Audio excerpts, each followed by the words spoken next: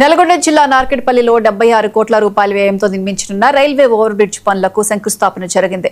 మంత్రి కోమటిరెడ్డి వెంకటరెడ్డి, ప్రభుత్వ whip Vemula Veeresham, MP Chamala Kiran Kumar Reddy ఈ కార్యక్రమంలో పాల్గొన్నారు. ఈ ఫ్లైఓవర్ నిర్మాణంతో నార్కెట్పల్లి, బ్రాహ్మణపల్లెలతో పాటు పరిసర ప్రాంతాల్లో ట్రాఫిక్ సమస్యలకు శాశ్వత పరిష్కారం లభిస్తుందని మంత్రి తెలిపారు.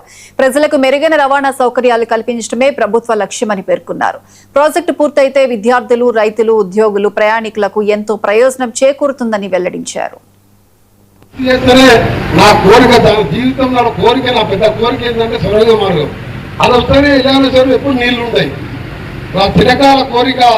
ఇది నెలవోర బతుకుతుంది. ఇవాళ కూలిపోయినా సరే మళ్ళా పనులు నడుస్తున్నాయి. ఇవాళ మీ ఇచ్చేసి స్వాగతం పలికిన మీ అందరికీ కూడా 2 చేతులెత్తి నమస్కరిస్తూ, ఇంకా 2-3 మీటింగ్లు ఉన్నాయి. రేపు మహబూబ్నగర్ జిల్లా ఉంది, ఆ తర్వాత ఆదిలాబాద్, కరీంనగర్ పార్లమెంట్ సమావేశాలలోపు అన్ని తెలంగాణ జిల్లాలు తిరిగేది ఉన్నది. కాబట్టి ఈ హ్యామ్ ప్రాజెక్టు 13,000 కోట్ల రూపాయలు ఏ రాష్ట్రంలో కూడా పంచాయతీరాజ్ కలిపి మీరు ఆ లిస్టు చూడండి. గుణపాకం కూడా, షేర్వాయి కూడా, అటు కొత్తగూడెం కానీ, అటు దాసరగూడెం కానీ అన్ని లింకులు కలిపినట్టు పంచాయతీరాజ్లో రోడ్లు పెట్టాం. అన్ని గూడాలు కలిపినా. అందుకని రోడ్ల గురించి బాధ లేదు.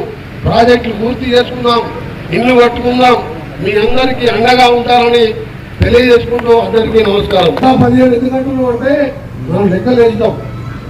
ఎక్కడెక్కడికి వెళ్తే మనకు అన్ని తెలుసు. కేసీఆర్ వాళ్ళ పార్టీకి 30-40 కంటే ఎక్కువ రావు. బీజేపీ సింగిల్ డిజిటే, ఎంఐఎం సింగిల్ డిజిటే. 117 మినిమం, అది 150 దాకా కూడా పోవచ్చు. ఆ విధంగా ఇంకా 2.5 సంవత్సరాలు